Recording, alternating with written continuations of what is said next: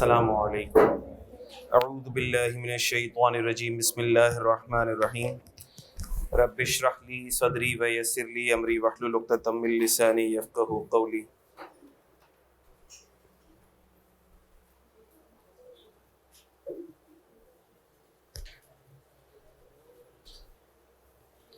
आप लोगों में से तो किसी का रिजल्ट नहीं आना ना कैफ का?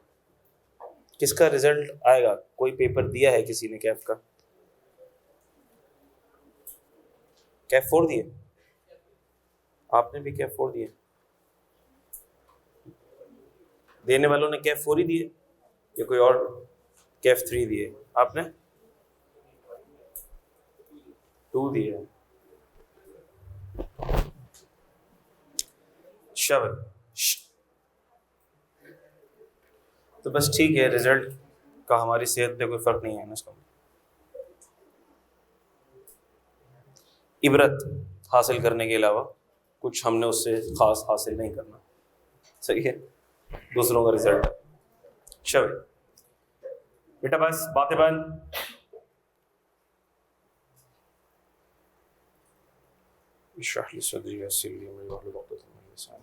तो बेटा हमने टैक्स ईयर का डिस्कशन अपना शुरू कर लिया था और मैंने आपको कहा था कि नेक्स्ट क्लास में मैं आपको स्कोप ऑफ टैक्स भी लिखवाऊंगा।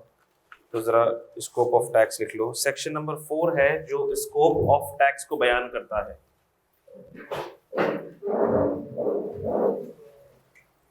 टैक्स ऑन टैक्सेबल इनकम के नाम से ये सेक्शन है।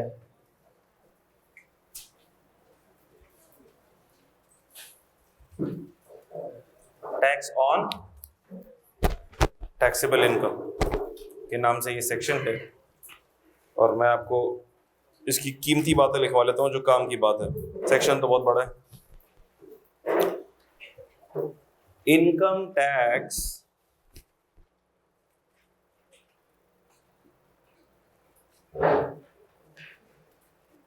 shall be imposed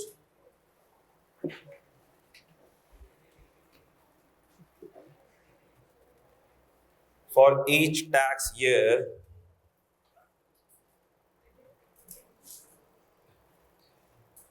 at the rate specified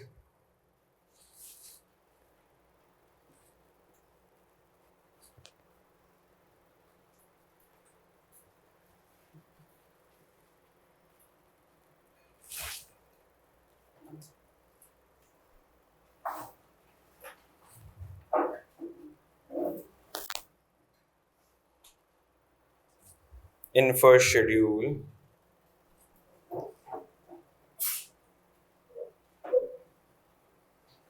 on every person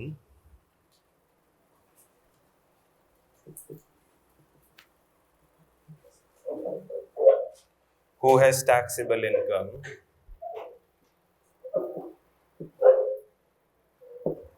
for the year। ये मेन मोटी बात मैंने आपको लिखवा दी। सेक्शन नंबर 4 क्या बताता है? जज़ाकल्लाह बेटा। सेक्शन नंबर 4 बेसिकली हमें स्कोप ऑफ टैक्सेशन बताता है। Tax on taxable income. बातें नहीं, हंसी मजाक नहीं। पानी गिर रहा है, थोड़ा सा दूर हो जाओ मेरा बच्चा। हाँ ठीक है, ये तो एक एडिशनल फैसिलिटी है बेटा, इसके तो अलग से चार्जेस होते हैं। तो वो नहला भी नहीं रहा, इसी का पानी नहला भी नहीं रहा, वो सिर्फ आपको एक बारिश की फीलिंग दे रहा है। वो बारिश की फीलिंग देने के लिए घर वाले मजे नहीं मिलेंगे यहाँ पे। ठीक है, चलो। तो सेक्शन नंबर 4 जिस तरह कंपनीज एक्ट के अंदर भी सेक्शन नंबर 4 है जो कंपनीज एक्ट के स्कोप को बयान करता है, इसी तरह इनकम टैक्स ऑर्डिनेंस में भी सेक्शन नंबर 4 है जो इनकम टैक्स ऑर्डिनेंस के स्कोप को बयान करता है, इसकी ताकत को, इसकी पावर को बयान करता है। ये सेक्शन नंबर 4 इस पूरे लॉ को ये अथॉरिटी देता है, ताकत देता है, पावर देता है कि आप लगाओ टैक्स, खुल के लगाओ, इनकम टैक्स इंपोज करो। किस पर? किस पीरियड के लिए? For each tax year. Her tax year पे आप, हर टैक्स ईयर की जो इनकम है उसके ऊपर आप इनकम टैक्स इंपोज करो, लगाओ भाई। किस रेट पे लगाओ? उन रेट्स पर लगाओ जो स्पेसिफाइड है किस में? फर्स्ट शेड्यूल में। किस पर लगाओ? हर पर्सन पर लगाओ। जिसकी क्या है टैक्सेबल इनकम। इसका मतलब इसमें काफी सारी मोटी मोटी टर्मिनोलॉजीज हैं जो अगर समझ आ जाए तो हमें इसका स्कोप समझ आ जाए। बेसिकली ये पूरे इनकम टैक्स की समरी है। टैक्स ईयर पे क्लिक करते हैं तो हमारा ये वाला चैप्टर शुरू हो जाता है tax year and residential status का, normal tax year, special tax year, transitional tax year, फिर रेजिडेंशियल स्टेटस वगैरह वगैरह सारी चीजें शुरू हो जाएंगी। रेट्स के लिए पूरा फर्स्ट शेड्यूल है। पर्सन मैंने आपको बताया कि हमसे रिलेवेंट 3 ही लोग हैं। कौन कौन है?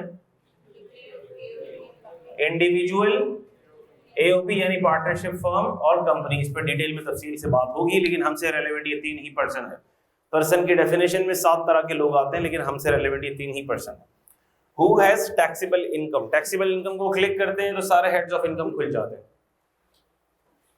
सारे हेड्स ऑफ इनकम खुल जाते हैं। Salary, income from property, capital gain, IFB, IFO, सारे खुल जाएंगे। फिर हर हेड को क्लिक करेंगे तो उसके अंदर की सारी डिटेल्स हमारे सामने खुल जाएगी। तो ये टैक्सेबल इनकम नजर आने के लिए तो बहुत छोटा सा, मुख्तसर सा, मासूम सा वर्ड है, लेकिन देखा जाए तो इसने अपने अंदर पूरे ऑर्डिनेंस को समाया हुआ है फॉर द ईयर। ठीक हो गई बात? तो इस स्कोप को समझने के लिए, इस स्कोप के तहत हम अपने इनकम टैक्स का डिस्कशन को इनकम टैक्स की डिस्कशन का हमने आगाज कर दिया था, और हमने टैक्स ईयर को डिस्कस करना शुरू कर दिया था कि टैक्स ईयर टैक्स की दुनिया का वो रेफरेंस पीरियड है, टैक्स की दुनिया का वो रेफरेंस पीरियड है जिसकी रेफरेंस से हम अपनी टैक्सेबल इनकम को क्या कर रहे होते हैं? कंप्यूट कर रहे होते हैं। जिस तरह अकाउंटिंग पीरियड के हिसाब से हम प्रॉफिट और लॉस को कंप्यूट कर रहे होते हैं, इसी तरह टैक्स की दुनिया में टैक्स ईयर के रेफरेंस से हम अपनी टैक्सेबल इनकम को असर्टन कर रहे होते हैं। और क्यों असर्टन कर रहे होते हैं? ताकि उस पर हम क्या लगा दें? टैक्स रेट लगा दें, और हमारे पास टैक्स निकल के आ जाए जो हमें गवर्नमेंट के हवाले करना है। फिर टैक्स ईयर की डिस्कशन के अंदर हमने देखा था कि tax year, financial reporting year, financial year किसको बोलते हैं, फाइनेंशियल ईयर किसको बोलते हैं, फिस्कल ईयर किसको बोलते हैं। फिर मैंने आपको ये बताया था कि मिसाल के तौर पर 1 जुलाई 2024, 30 जून 2025, ये अगला आने वाला साल होगा। ऐसा ही है, आप किस साल में जी रहे हैं? आप इस साल में जी रहे हैं। 1 जुलाई 2023 से 30 जून 2024, आप इस वाले साल में जी रहे हैं। ठीक है? और मैंने आपको ये बताया था कि कंट्री का जो इकोनॉमिक ईयर होता है उसको फिस्कल या फाइनेंशियल ईयर कहते हैं, जो कि जुलाई से जून चलता है। तो हम अभी जिस फिस्कल ईयर में, फाइनेंशियल ईयर में सांस ले रहे हैं वो कौन सा वाला है? ये वाला 23-24। ठीक हो गई बात? फिर मैंने आपको ये बताया था कि हर फाइनेंशियल ईयर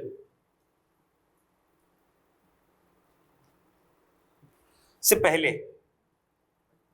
इधर कहीं जून के महीने में एनुअल बजट आता है। ऐसा ही है? जो एनुअल बजट तो 24 का होता है, 23-24 का होता है। ठीक हो गई बात? फिर इस एनुअल बजट के ऊपर बहस मुबाहिसे होते हैं, चेंजेस वगैरह होती हैं, और उसके बाद ये लॉ की शक्ल इख्तियार कर लेती है, जिसको हम कहते हैं क्या? फिर ये लॉ की शक्ल इख्तियार कर लेता है, जिसे हम कहते हैं अप्रूवल के बाद फाइनेंस एक्ट। और finance act income tax ordinance में चेंजेस कर देता है। मिसाल के तौर पर अभी आईएमएफ बोलेगा कि भाई, मिसाल ले रहा हूं मैं, सैलरी वालों के टैक्स रेट बढ़ा दो, कंपनी वालों के टैक्स रेट बढ़ा दो, 29 से बढ़ा के आप 35 कर दो। मिसाल ले रहा हूं, आईएमएफ ने ये बोल दिया कि कंपनीज के टैक्स रेट बढ़ा के 29 से 35 कर दो। तो अभी हम इस पीरियड में मौजूद हैं जहां पर ये एनुअल बजट की सारी डेलिब्रेशन चल रही है ताकि एनुअल बजट प्रेजेंट किया जाए। फिर कहीं जून के महीने में ये एनुअल बजट आएगा,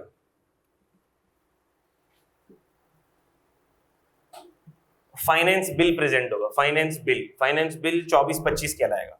ठीक है? एनुअल बजट आएगा। एनुअल बजट किस फॉर्म में आता है? फाइनेंस बिल की फॉर्म में आता है। फाइनेंस बिल 24-25 कहलाएगा वो, यानी 2025 साल के लिए, 2025 वाले फाइनेंशियल फिस्कल ईयर के लिए एक फाइनेंस बिल आएगा। इस फाइनेंस बिल को लॉ की शक्ल कौन देगा?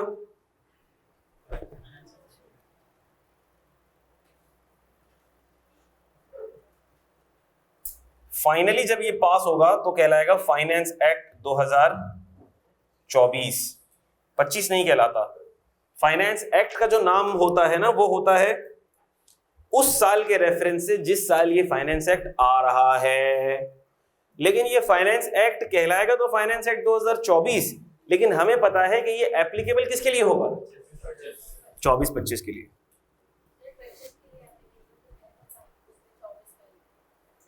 फिर से सुन, परेशानी की बात नहीं है। फाइनेंस बिल आया, बजट आया, कब आया? जून 2024 में।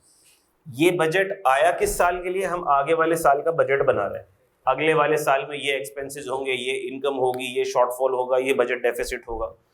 तो हमने कहा इसको हम नाम देते हैं आमतौर पर फाइनेंस बिल 2025 का, क्योंकि ये आगे आने वाले फाइनेंशियल ईयर के लिए है, आगे आने वाले फाइनेंशियल ईयर के लिए है, आगे आने वाले फाइनेंशियल ईयर के लिए है। तो हम इसको 24-25 भी बोलते हैं, कभी ऐसे बोलते हैं फाइनेंस बिल 2025 है। ठीक हो गई बात? जब ये फाइनेंस बिल लॉ की शक्ल इख्तियार करता है, फाइनेंस नेशनल असेंबली से ये पास होता है, तो ये लॉ की शक्ल इख्तियार करता है फाइनेंस एक्ट की सूरत में। फाइनेंस एक्ट की सूरत में नाम देने के लिए बस इसको नाम क्या दिया जाता है? 24, क्योंकि फाइनेंस एक्ट का नाम रखा जाता है उस कैलेंडर ईयर के रेफरेंस से जिसमें ये पास हो रहा है। लेकिन ये एप्लीकेबल किसके लिए होगा? ये एप्लीकेबल होगा इस पीरियड के लिए, इस फाइनेंशियल ईयर के लिए। ये बात समझ आ गई? जिसको हम टैक्स ईयर 2000 क्या भी कहते हैं, 25। तो फाइनेंस एक्ट तो होगा 2024, लेकिन वो एप्लीकेबल होगा टैक्स ईयर 2025 के लिए। क्या ये बात आपको समझ आ रही है? इसका मतलब हर वो टैक्स ईयर जो 2025 कहलाएगा, उसके लिए जो लेटेस्ट एप्लीकेबल लॉ होगा वो कौन सा वाला होगा? Finance act 2024। अब फाइनेंस एक्ट 2024 के अंदर अगर बोल दिया सैलरी का रेट बढ़ा दो, 25 से 35 कर दो, तो अब लगेगा कौन सा वाला? 35। टैक्स ईयर 2025 में फिर रेट कौन सा लगेगा? 35।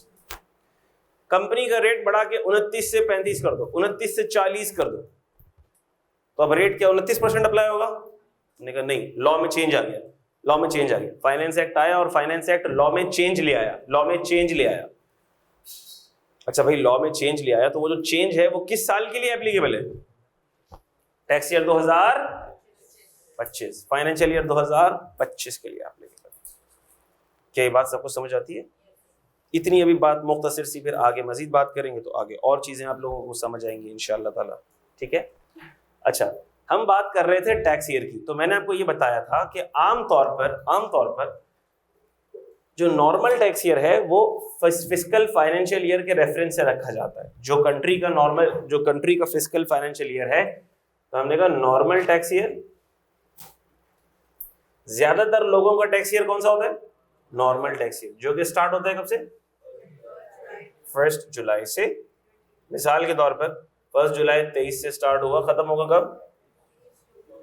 30 जून 2024। और इस वाले टैक्स ईयर को हमने नाम क्या दिया था? Normal tax year 2024। हमने कहा सर ये 12 महीनों का साल है, होंगे इसमें 12 महीने, एंड होगा 30 जून 2024 पर, और इस टैक्स ईयर का नाम रखा जाएगा उस कैलेंडर ईयर के हिसाब से जिसमें ये नॉर्मल टैक्स ईयर खत्म हो रहा है, एंड हो रहा है। तो ये नॉर्मल टैक्स ईयर एंड कब हो रहा है भाई? 2024 में। तो हमने इसका नाम भी क्या रखा? Normal tax year 2024। लेकिन हमें बताया इस नॉर्मल टैक्स ईयर 2024 पर फाइनेंस एक्ट कौन सा एप्लीकेबल होगा? Finance act 2023। वो वाला फाइनेंस एक्ट जो 2023 में अप्रूव हुआ था, जून 23 में अप्रूव हुआ था, वो वाला फाइनेंस एक्ट एप्लीकेबल होगा नॉर्मल टैक्स ईयर 2024 के लिए। क्या बात समझ आ गई? तो आपके कोर्स की भी जितनी रिक्वायरमेंट्स हैं वो सारी की सारी फाइनेंस एक्ट 2023 वाली हैं। आप लोग पढ़ रहे होंगे, आपका बैच चल रहा होगा, और रास्ते में कौन आ जाएगा? Finance act 2024। लेकिन क्या आपकी इससे कोई गर्ज है? आपकी इससे कोई गर्ज नहीं है। ये आपके अटेम्प्ट के लिए एप्लीकेबल नहीं होगा, ये अगले अटेम्प्ट के लिए एप्लीकेबल होगा। तो अच्छा है कि आप लोग जल्दी जल्दी पास कर लें और आपको ये फाइनेंस एक्ट 2024 पढ़ना ना पड़े, सीए फाइनल में पढ़ना पड़े। उस वक्त कोई और फाइनेंस एक्ट चल रहा होगा, वो पढ़ना पड़े, आप लोग पढ़ के पास हो जाए। हर फाइनेंस एक्ट 2 अटेम्प्ट तक एप्लीकेबल होता है, यानी मेरे पिछले अटेम्प्ट वाले लेक्चर इस अटेम्प्ट के लिए एप्लीकेबल होंगे, उसमें बातें चेंजेस आ जाते हैं। पूरा कोर्स चेंज नहीं होता, पूरा कोर्स चेंज नहीं होता, लेकिन जाहिर सी बात है 5-10% चेंजेस आ जाती है। बात समझ आ रही है? तो अब मिसाल के तौर पर काफ़ी सारे ऐसे बच्चे हैं जो एक्सेस लेके मेरे पिछले अटेम्प्ट वाला कोर्स देख रहे हैं, वो एप्लीकेबल है, वो वैलिड है, लेकिन अब आपकी जब अगली अटेम्प्ट हो जाएगी तो ये वाले लेक्चर्स में से काफ़ी सारी चीज़ें इनवैलिड हो जाएंगी। सॉल्यूशन के नंबर्स इनवैलिड हो जाएंगे, रेट्स अलग लग रहे होंगे, फाइनल आंसर अलग आ रहा होगा। जैसे पिछले फाइनेंस एक्ट में यानी फाइनेंस एक्ट 2023 में बोनस शेयर्स की टैक्सेबिलिटी को इंट्रोड्यूस कर दिया गया। बात समझ आ रही है? इस तरह से छोटी छोटी चेंजेस आ जाती हैं। रेट्स के अंदर चेंजेस आ गए, काफ़ी सारे रेट्स में काफ़ी सारे चेंजेस आ गए, ठीक है। तो ये चेंजेस इस तरह से फाइनेंस एक्ट के अंदर आते हैं। कोई चीज़ टैक्सेबल हो जाती है, कोई टैक्स खत्म हो जाता है, कोई टैक्स बढ़ जाता है, कोई एग्जेम्पशन खत्म हो जाती है, कोई एग्जेम्पशन आ जाती है, रेट में कोई चेंज आ जाता है। विद होल्डिंग टैक्स के रेट्स बहुत सिग्निफिकेंटली चेंज हो गए, सारे चेंज हो गए तकरीबन फाइनेंस एक्ट 2023 में। अभी फाइनेंस एक्ट 2024 में बहुत चेंजेस आने वाली हैं, तबीयत से आने वाली हैं, सही। इसीलिए ये सब्जेक्ट पढ़ाना भी बड़ा मुश्किल है, क्योंकि हर थोड़े टाइम में सारी चीज़ें चेंज करना, बुक चेंज करना, सारे सोल्यूशन चेंज करना, क्वेश्चन चेंज करना, तो एक अजीब सबसे ज़्यादा ख्वारी मेरे सब्जेक्ट में मेरी लगती है। बाकी सब्जेक्ट्स क्या रहते हैं, वो स्टैग्नेंट रहते हैं, उनमें कोई ऐसा खास चेंज नहीं आता, ठीक हुई बात। चलो, नॉर्मल टैक्स ईयर, लेकिन मैंने आपको बताया था कि सबका tax year normal tax year नहीं होता। कुछ का क्या भी होता है, स्पेशल टैक्स ईयर भी होता है। कुछ पर्सन का क्या भी होता है। अच्छा, जब मैं पर्सन कहूं तो इसका मतलब पर्सन है, जब मैं इंडिविजुअल कहूं तो इसका मतलब इंडिविजुअल है। जहां मैं पर्सन कह रहा हूं उधर खुद से इंडिविजुअल मत लिख दो या खुद से इंडिविजुअल मत बोलो, और जहां मैं कंपनी कह रहा हूं वहां कंपनी है। कभी कभार मैं मिसाल देने के लिए भी कंपनी कहता हूं। बात समझ आ रही है? लेकिन टैक्स ईयर की जब हम बात कर रहे हैं तो हम पर्सन्स की बात कर रहे हैं। Tax year can be for an individual, tax year can be for a partnership entity, tax year can be for a company as well. ये तीनों अलग अलग एंटिटीज है, legal structure of doing business है, ठीक हो गई बात। स्पेशल टैक्स ईयर में मैंने कहा था कि सारे पर्सन का tax year normal tax year नहीं होता, ज्यादातर का नॉर्मल टैक्स ईयर होता है, लेकिन सारे पर्सन का tax year normal tax year नहीं होता, कुछ का स्पेशल टैक्स ईयर होता है। फिर मैंने उसकी रीजन बताई थी आपको, एडमिनिस्ट्रेटिव रीजंस की वजह से सबका टैक्स ईयर नॉर्मल नहीं हुआ करता। अच्छा, लेकिन क्या स्पेशल टैक्स ईयर भी 12 महीने के साल को कहते हैं? हमने कहा जी। हमने कहा ये वो टैक्स ईयर है, ये वो टैक्स ईयर है जो एंड होता है अदर देन 30 जून। ये 30 जून के अलावा कहीं खत्म हो रहा होगा, 30 जून पर खत्म नहीं हो रहा होगा। हो सकता है 31 जनवरी पे खत्म हो रहा हो सकता है 31 मार्च पे खत्म हो रहा हो सकता है 30 सितंबर पे खत्म हो रहा हो सकता है 31 अगस्त पे खत्म हो रहा हो। यानी कि ये वो टैक्स ईयर है जो 30 जून के अलावा कहीं भी खत्म हो रहा होगा। लेकिन ये होगा कितने महीने का? ये भी 12 महीने का होगा, पूरे 12 महीने का साल होगा ही। क्या बात आपको समझ आ गई? तो फिर से पढ़ते हैं उसको। Any income year ending other then 30 June is a special tax year. अब इस स्पेशल टैक्स ईयर को हम नाम कैसे देंगे, ये बड़ी इंपॉर्टेंट और अहम डिस्कशन है। इंपॉर्टेंट और अहम एक ही बात है, लेकिन इसको जरा गौर से रब कर दूं। ये मैं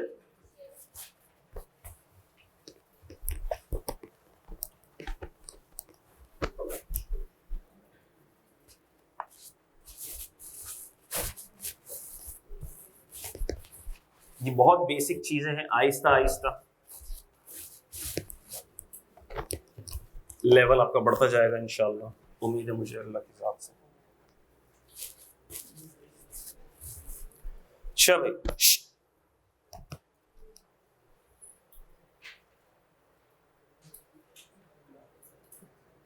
बातें हुई और दिमाग से कॉन्सेप्ट्स ड्रेन आउट होना शुरू हो गए। स्पेशल टैक्स ईयर, मिसाल के तौर पर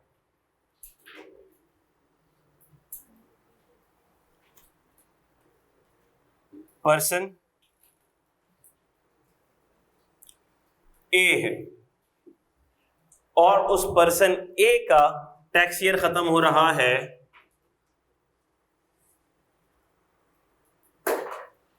30 सितंबर 2024 को। स्टार्ट कब से हुआ होगा?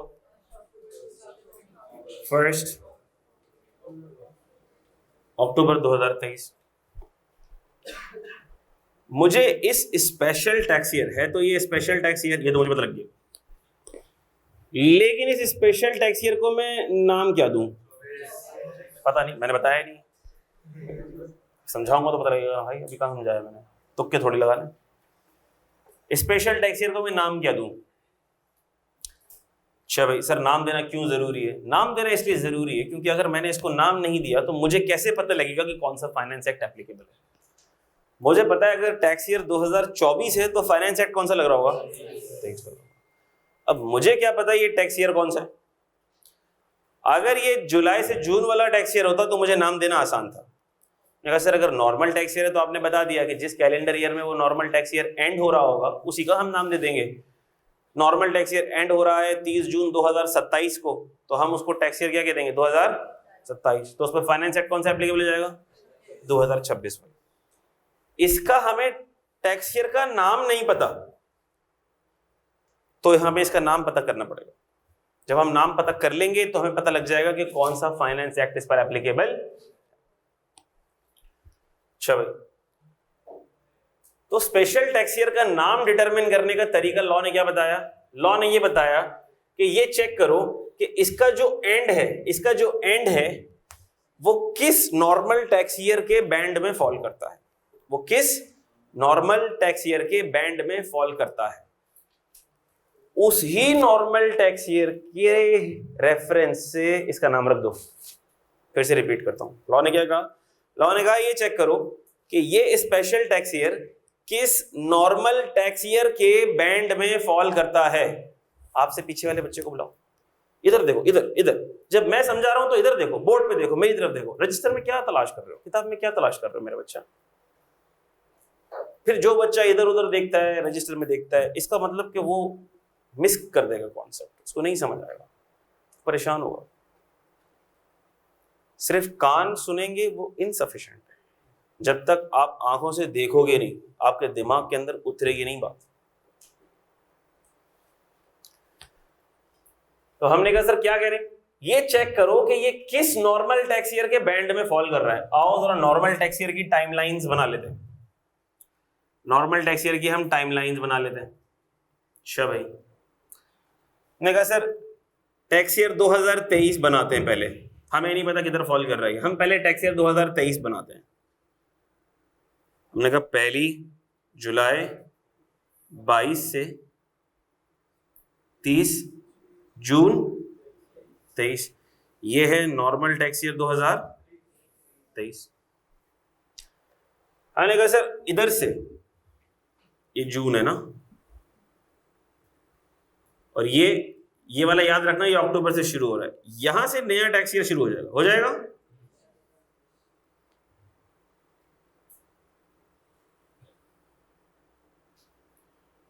1 जुलाई 23 से 30 जून 24। क्या ये इसमें फॉल कर रहा है? नहीं कर रहा। अगला टैक्स ईयर बनाते हैं।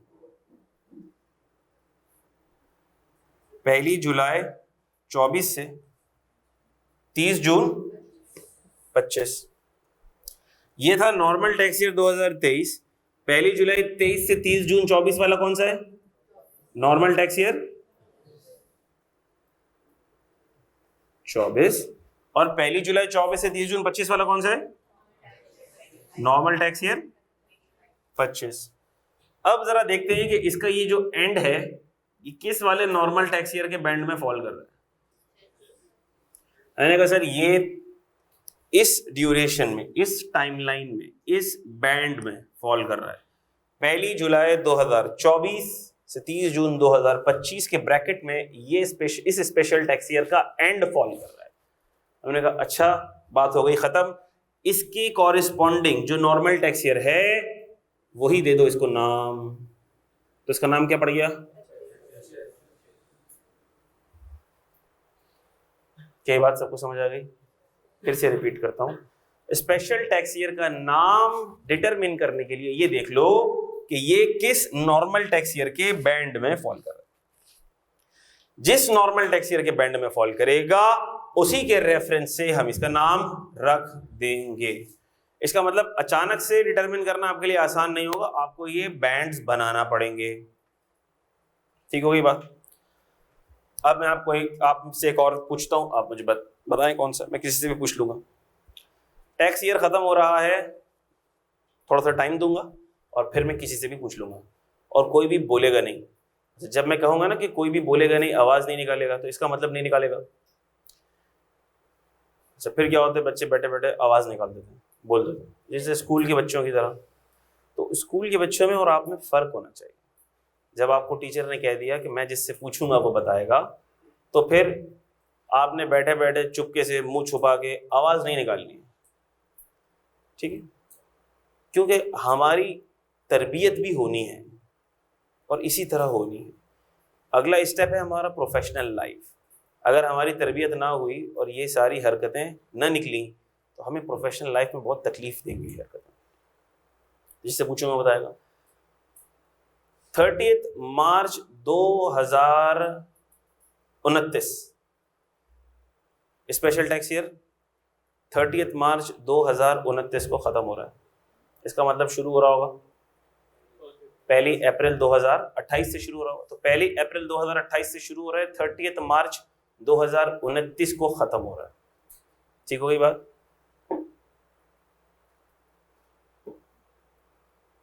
सोच लो, चलो सोच लिया आप लोगों ने माशाल्लाह से।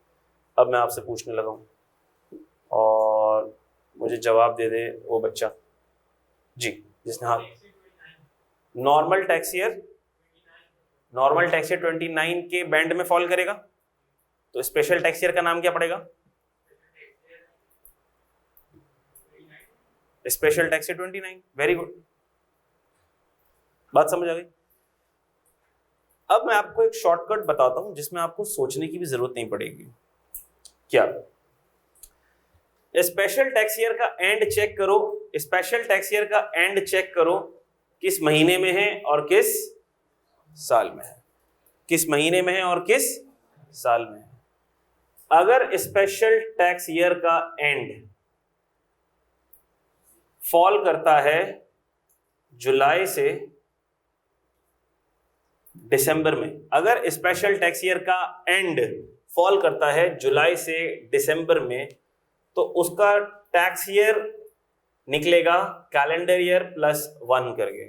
और अगर उस स्पेशल टैक्स ईयर का एंड फॉल करता है जैन से जून हो गया तो वो तो खैर नॉर्मल ही हो गया, लेकिन चलो लिख लो, तो टैक्स ईयर क्या होगा? कैलेंडर ईयर ही उसका टैक्स ईयर होगा। सिंपल। क्या बात समझ आ गई? देखो ये स्पेशल टैक्स ईयर कब एंड हो रहा है? सितंबर। सितंबर किस बैंड में फॉल करता है? जुलाई से दिसंबर में फॉल करता है। इसका टैक्स ईयर निकालना है। अब आप लोग सोच में पड़े होंगे, सोच में पड़ने की जरूरत नहीं है। कैलेंडर ईयर कौन सा है? 24 +1 इसका टैक्स ईयर होगा स्पेशल टैक्स ईयर 2025। शॉर्टकट हो गया, आपको टेंशन लेने की जरूरत नहीं। तो इस पर फाइनेंस एक्ट कौन सा एप्लीकेबल होगा? 24। सिंपल हो गई बात। सर ये स्पेशल टैक्स ईयर किसका होता है? मैंने कुछ एग्जांपल्स आपको बता दी थी। Companies manufacturing sugar, all persons exporting rice, all insurance companies, banks. Important बात एक और जरा वो भी पढ़ लो। The board has the authority, फिर से वही सेंटेंस रिपीट हो रहा है। Board has the authority, authority किसके पास है? To prescribe any special tax year in respect of any particular class of taxpayer। Underline कर लो, in respect of any particular class of taxpayer। इसका मतलब ये है कि FBI ये नहीं कर सकती कि मुझे लेटर भेजे, मुझे नोटिस भेजे कि डियर मिस्टर मुनीर,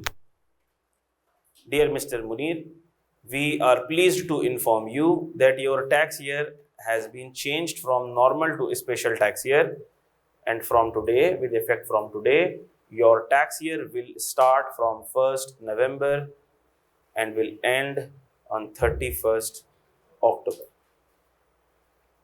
ये एफबीआर मुझे नोटिस नहीं भेज सकती फर्द वाहिद को। क्यों? क्योंकि अगर FBR special tax year specify करेगी तो वो किसी एक टैक्स पेयर के लिए नहीं करेगी, वो किसके लिए करेगी?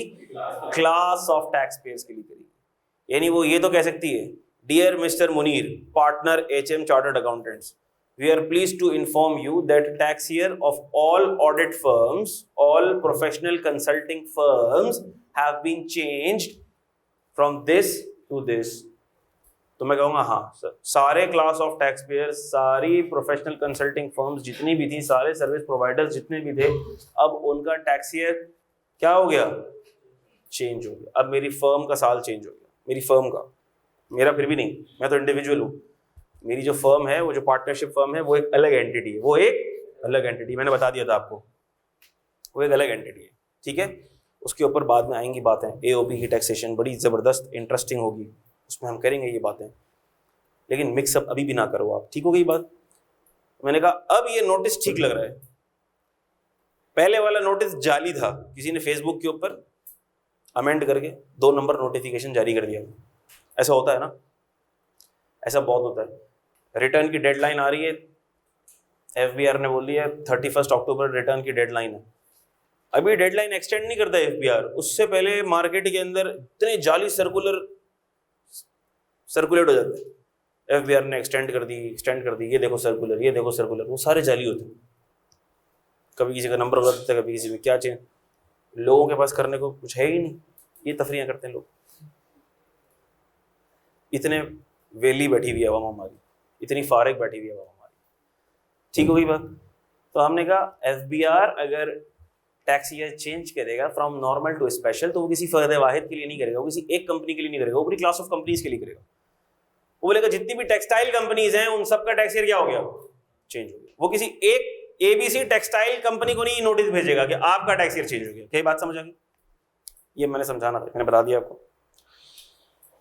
अच्छा भाई, और नीचे आपको एग्जांपल्स भी नजर आ गई हैं। अब पढ़ लो जरा ऊपर वापस से। Special tax year, any income year ending, any income year, ऊपर ब्रैकेट में लिख भी लो, of 12 years, of 12 months, 12 years बोल लो, of 12 months ending other than 30th June is a special tax year and is denoted by calendar year relevant to the normal tax year in which the closing date of the special tax year falls. अब जिसको ये rule समझ आ गया, क्या उसको ये जुमला याद करने की जरूरत है?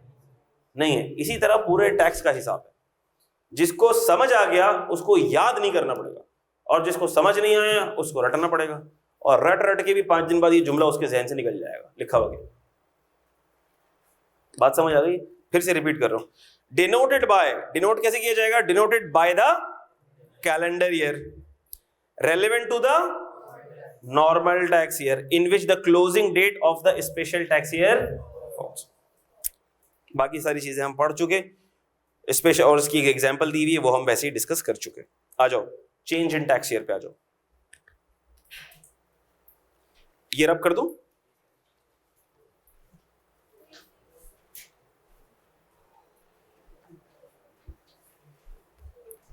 Change in tax year, change in tax year.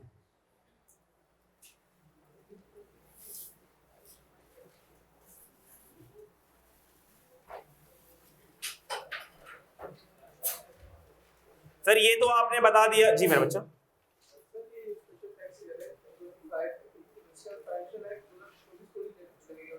तुम बताओ क्या लगना चाहिए, जो तुम बोलोगे वो लगाएंगे हम।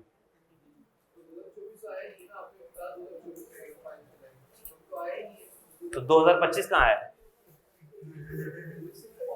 25 की तरह है, आएगा ना, आएगा थोड़े टाइम में आएगा, 1-2 महीने में आएगा। मैंने तो 2029 की भी एग्जांपल दी, 2030 की भी एग्जांपल दी, 2028 की भी एग्जांपल दी। आएगा तो सही ना भाई, आएगा तो एप्लीकेबल हो जाएगा। एग्जांपल दे रहा हूं मैं, इसकी भी तो मैंने एग्जांपल दी, फाइनेंस एक्ट 2023 की भी तो एग्जांपल दी मैंने।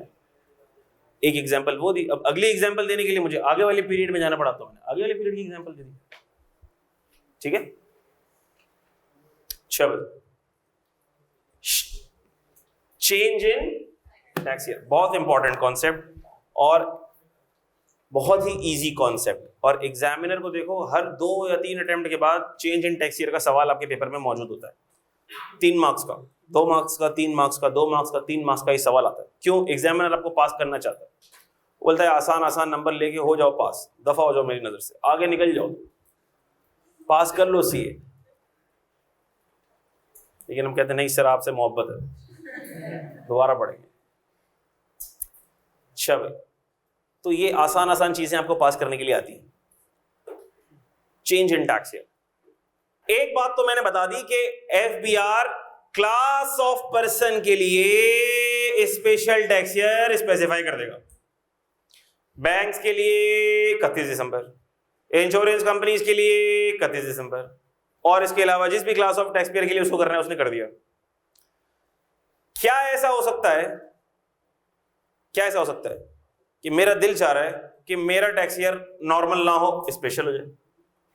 देखो भाई, मेरी डेट ऑफ बर्थ सितंबर के महीने में आती है, लकी मंथ है सितंबर, लकी मंथ है मेरे लिए भाई। तो अब मेरा टैक्स ईयर होना चाहिए 1 सितंबर से शुरू होना चाहिए, 1 सितंबर से शुरू 31 अगस्त को खत्म हो जाए। बात समझ आ रही? तो क्या ऐसा हो सकता है कि चेंज इन टैक्स ईयर मैं चाहूं और करवा लूं? Answer is may be. पढ़ा नहीं है ना हमने अभी, यस और नो का आंसर आप कैसे दे सकते हो? आप कहोगे मे बी, अभी हमने पढ़ा नहीं सर, आप बताएंगे हो सकता है नहीं हो सकता। चेंज इन टैक्स ईयर, चलो तो चेंज इन टैक्स ईयर के लिए कुछ स्टेप्स स्पेसिफाई कर दिए लॉ ने।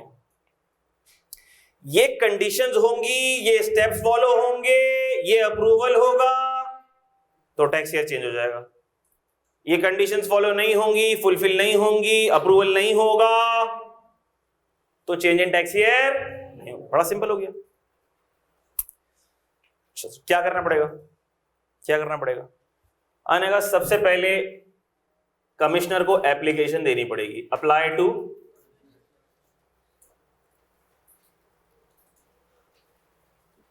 ये कमिश्नर का वर्ड जिधर भी आएगा ये समझ लेना, ये एफबीआर का कारिंदा है, एफबीआर का ये ऑफिसर है, ऑफिशियल है जो वहां पर बैठा है, टैक्स एडमिनिस्ट्रेटर का रिप्रेजेंटेटिव है। कमिश्नर आ जाए, कहीं डिप्टी कमिश्नर आ जाए, ज्वाइंट कमिश्नर आ जाए, बोलो पता नहीं कौन भला है ये, हमने कहा जो भी भला है एफबीआर का बंदा, बस इतना पता होना चाहिए तुमको। अप्लाई किसको करना पड़ेगा?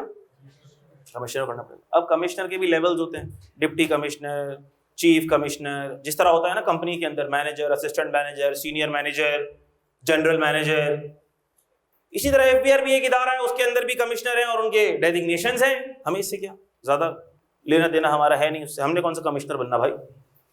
बोले जो भी है देख लेंगे, याद कर लेंगे। कमिश्नर को अप्लाई करना पड़ेगा, जबरदस्त बात है। अगली बात, उसमें हमें क्या शो करनी पड़ेगी? कंपेलिंग नीड शो करनी पड़ेगी। क्या शो करनी पड़ेगी? Compelling need. कंपेलिंग नीड का मतलब होता है अशद जरूरत। ऐसा नहीं हो सकता कि मैं कहूं मुझे ख्वाब में आया था कि ये टैक्स ईयर मेरे लिए लकी रहेगा तो मुझे चेंज कराना है, या बुजुर्ग ने कहा है कि ये टैक्स ईयर आपके लिए अशुभ है, इसको आप चेंज कराओगे तो आपका बिजनेस तरक्की करेगा। ये हमारे जहनों का फतूर होता है। ये वक्त बुरा है, ये महीना बुरा है, ये टाइम बुरा है। वक्त भी अल्लाह ने बनाया है, ये नहीं बोलना चाहिए वक्त बुरा है, ये महीना मनूस है, आपके अमाल मनूस हैं, आप उसके ऊपर फोकस करो, आप उस पर फोकस करो, क्योंकि अल्लाह पाक फरमा रहे हैं कि तुम पर जो मुसीबत, जो परेशानी, जो हाल आता है वो तुम्हारे अमाल की वजह से आता है। किसी को ना कोसो, किसी को ना कोसो, उल्टे सीधे सुपरस्टिशंस में ना पड़ो और अपने अमाल पर तवज्जो दो, ठीक है? अच्छा, तो मैंने कहा कि ये रीज़न नहीं हो सकता कि भाई कोई रीज़न नहीं है, हमें बस चेंज कराना है, हमारा दिल चाह रहा है, हमारे ख्वाब में आ गया, हमारा लकी मंथ है, हॉरोस्कोप में आया है, ऐसा कुछ भी नहीं। कंपेलिंग नीड शो करना पड़ेगी, और कंपेलिंग नीड आम तौर पर एक ही होती है। आम तौर पर जो कंपनीज भी अपना टैक्स ईयर चेंज कराती हैं, कंपेलिंग नीड एक ही होती है, वो ये होती है कि सब्सिडरी कंपनी को, एक होती है पेरेंट कंपनी, एक होती है सब्सिडरी कंपनी, जिसको मैं आसान अल्फाज में कहता हूं कि ये है अब्बू कंपनी और ये क्या है? सन कंपनी। बच्चा कंपनी, बेटा कंपनी, ये उसका बच्चा है, बेटा है। ये पेरेंट कंपनी है, ये सब्सिडरी कंपनी है। इस सब्सिडरी कंपनी के 80% के शेयर्स पेरेंट कंपनी के पास है। ये parent company 80% voting power own करती है। ये पेरेंट कंपनी इसके 80% शेयर्स ओन करती है। इसका मतलब कि डिसीजन किसका चलता होगा? पेरेंट कंपनी का चलता होगा। अब इसके ऊपर डिटेल बातें हम नहीं करेंगे, इस पे हमारा डिटेल डिस्कशन नहीं है। आप लोग जब इंशाल्लाह थोड़े बड़े हो जाएंगे, FR कैफ 5 पढ़ेंगे तो उसमें ग्रुप अकाउंटिंग पढ़ेंगे आप, ग्रुप्स क्या होते हैं, ग्रुप अकाउंटिंग क्या होती है, ये तब पढ़ेंगे आप। अभी ये हमारा टॉपिक नहीं है। फिर जब आप CA फाइनल में आएंगे तो उसमें ग्रुप्स के ऊपर काफी सारे लॉज हैं, इंशाल्लाह हम वहां पढ़ेंगे। Group relief, group taxation, taxation is a single fiscal unit, उसके टेक्निकल सेक्शंस हैं जो कि एग्जामिनर को बहुत पसंद है, बड़े एग्जामिन होते हैं तबीयत से, तो वो भी आप CA फाइनल में पढ़ेंगे, अभी नहीं पढ़ेंगे। तो ग्रुप्स के ऊपर ज्यादा बातें हम नहीं करेंगे, सिर्फ समझाने के लिए बता रहा हूं। तो कंपनी लॉ की रिक्वायरमेंट ये है, कंपनी लॉ की रिक्वायरमेंट ये है, अब हमने लॉ चेंज कर लिया, रिक्वायरमेंट इसकी बता रहा हूं मैं आपको, कंपनी लॉ की रिक्वायरमेंट बता रहा हूं। कंपनी लॉ की रिक्वायरमेंट ये है कि कंसोलिडेटेड फाइनेंशियल स्टेटमेंट भी आपको, कंसोलिडेटेड फाइनेंशियल स्टेटमेंट भी आपको SECP को सबमिट करनी पड़ती है, ऑडिट करानी पड़ती है, शेयर होल्डर को देनी पड़ती है। इसका मतलब कि पेरेंट कंपनी अपनी फाइनेंशियल स्टेटमेंट्स बना के दे देगी, सब्सिडरी कंपनी अपनी फाइनेंशियल स्टेटमेंट्स बना के भी शेयर होल्डर्स को, SECP को, सबको दे देगी। लेकिन लॉ की रिक्वायरमेंट के हिसाब से इनकी कंबाइंड फाइनेंशियल स्टेटमेंट भी बनेगी, जिसको हम कहते हैं कंसोलिडेटेड फाइनेंशियल स्टेटमेंट। वो फाइनेंशियल स्टेटमेंट भी SECP को भी सबमिट होती है, शेयर होल्डर के पास भी जाती है। बात समझ आती है? वो भी, वो रिक्वायरमेंट है लॉ की रिक्वायरमेंट, इसका मतलब वो जरूरी है। अगर वो जरूरी है तो सर अगर ऐसा होगा कि पेरेंट कंपनी का टैक्स ईयर, पेरेंट कंपनी का टैक्स ईयर चल रहा है जुलाई से जून, और सब्सिडरी कंपनी का टैक्स ईयर चल रहा है अक्टूबर से, 1 अक्टूबर से 30 सितंबर, अक्टूबर से सितंबर चल रहा है। हमने कहा कि क्या फाइनेंशियल स्टेटमेंट्स को कंबाइन करने में मसला आ सकता है? मसला आ जाएगा, मसला आ जाएगा। पीरियड मैच नहीं करेगा, पीरियड मैच नहीं करेगा, मसले आएंगे। फिर उसके लिए इंटरिम क्लोजिंग करना पड़ती है, एडजस्टमेंट पास करना पड़ती है, एक टेक्निकल एक्सरसाइज। ठीक होगी बात? इसीलिए आमतौर पर आप देखेंगे कि जैसे बैंक्स हैं, मैंने आपको बताया बैंक का ईयर कौन सा होता है? नॉर्मल टैक्स ईयर होता है कि स्पेशल टैक्स ईयर होता है? स्पेशल टैक्स ईयर होता है। और ये स्पेशल टैक्स ईयर 1 जनवरी से 31 दिसंबर, 1 जनवरी से। तो अब आप देखेंगे, एक नोट करेंगे बात, आप बैंक्स हैं उनका टैक्स ईयर भी स्पेशल टैक्स ईयर है, ठीक है, और 1 जन से 31 दिसंबर उनका स्पेशल टैक्स ईयर है। उनके जो फाइनेंशियल स्टेटमेंट्स बनते हैं वो भी इसी पीरियड के ही हिसाब से बनते हैं। यानी कि बैंक ऐसा नहीं करते कि हमारा स्पेशल टैक्स ईयर तो टैक्स का हो गया ना, वो भाड़ में जाए, जो भी होता हो, हम तो अपनी फाइनेंशियल स्टेटमेंट्स बनाएंगे 1 जुलाई से 30 जून तक। ऐसा नहीं होता। उनकी फाइनेंशियल स्टेटमेंट्स भी वो कब बनाते हैं? फिर 1 जन से 31 दिसंबर तक। क्यों? क्योंकि सर फिर वो टैक्स के लिए कोई अलग रिपोर्टिंग थोड़ी करेंगे, या फिर वो अपने शेयर होल्डर्स के लिए अलग पीरियड की रिपोर्टिंग थोड़ी करेंगे, अलग अलग एंट्रियां, एडजस्टमेंट एंट्रियां पास थोड़ी करेंगे। आपको बात समझ आ रही है? ये 1 जन से 31 दिसंबर स्पेशल टैक्स ईयर है। इसका मतलब ये है कि टैक्स का हिसाब किताब, टैक्स की कैलकुलेशंस सारी किस पीरियड पे बेस करेंगी? 1 जन से 31 दिसंबर तक। तो बैंक बोलता है, मिसाल ले रहा हूं मैं, बैंक ने कहा भाई आप अपनी फाइनेंशियल रिपोर्टिंग भी कब करो? 1 जन से 31 दिसंबर। आप अपने फाइनेंशियल स्टेटमेंट्स भी कब बनाओ? 1 जन से 31 दिसंबर। किसी ने कहा क्यों? उसने कहा इसलिए क्योंकि टैक्स वाला भी मुझसे हिसाब कब से कब तक का मांग रहा है? 1 जन से 31 दिसंबर तक का। तो मैंने अपनी कंपनी की अकाउंटिंग भी, अकाउंटिंग की दुनिया अलग होती है, टैक्स की दुनिया अलग होती है, लेकिन इसने अपने अकाउंटिंग का हिसाब किताब भी कब से कब तक का बनाया है? 1 जनवरी से 31 दिसंबर तक का। क्यों? क्योंकि सर इसको टैक्स का हिसाब किताब देने में आसानी होगी। हिसाब किताब तो इसने बनाया हुआ है, एक एंट्री प्लस होगी, एक एंट्री माइनस होगी, टैक्स का हिसाब किताब बन जाएगा। इनकम तो इनकम है ना, चाहे वो अकाउंटिंग की दुनिया में हो चाहे वो टैक्स की दुनिया में हो। एक्सपेंस तो एक्सपेंस है, चाहे वो अकाउंटिंग की दुनिया में हो चाहे वो टैक्स की दुनिया में हो। थोड़ी बहुत चेंजेस होंगी, थोड़ी बहुत प्लस माइनस करनी होगी, वो हम बिजनेस इनकम में देखेंगे। लेकिन क्या इसके लिए आसान हो गया?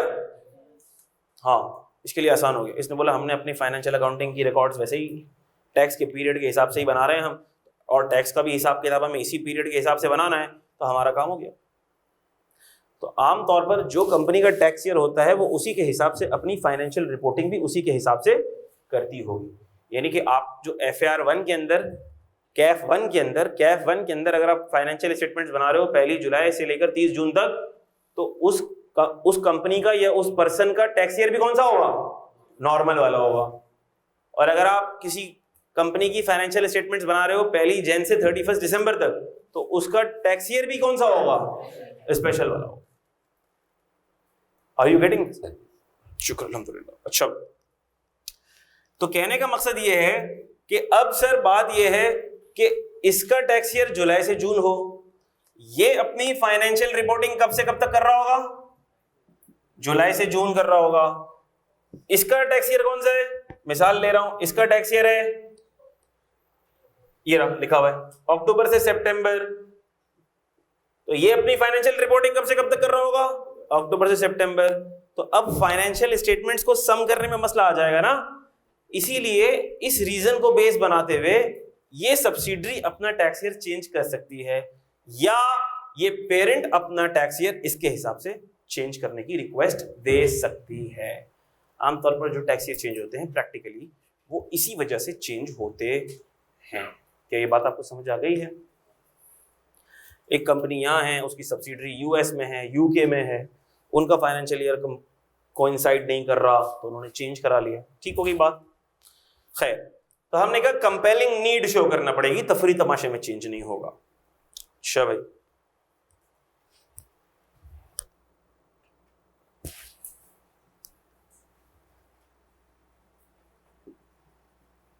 सब्जेक्ट टू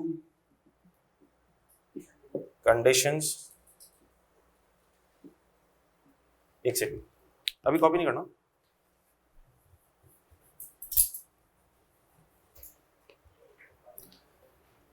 कमिश्नर को अप्लाई किया है, कमिश्नर क्या भी कर सकता है?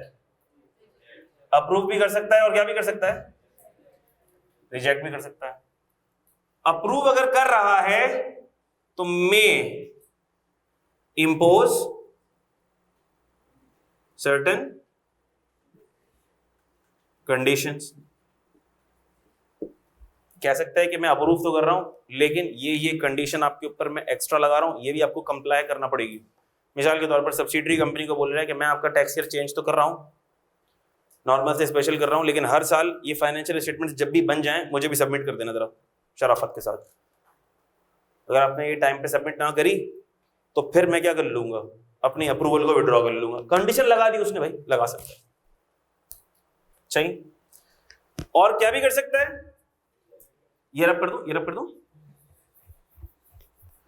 और क्या भी कर सकता है भाई? रिजेक्ट भी कर सकता है। और जब रिजेक्ट करेगा तो आमतौर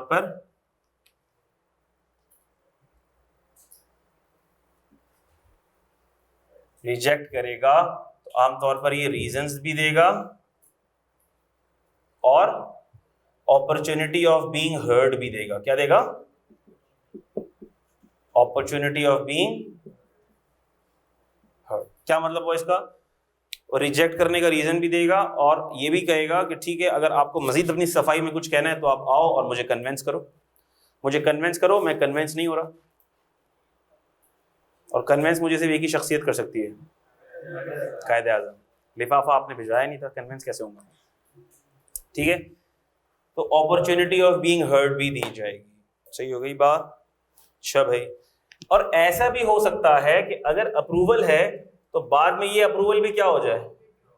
ये विथड्रॉवल भी हो सकता है।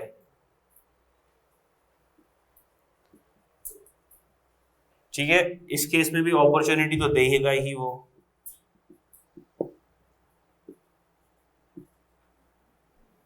अपॉर्चुनिटी ऑफ बीइंग हर्ड, ठीक हो गई बात। अच्छा भाई, फिर क्या भी कर सकता है? अच्छा, अगर आप अप्रूव कर दिया तो क्या होगा सर? अप्रूव करेगा तो चेंज कब से इफेक्टिव होगा?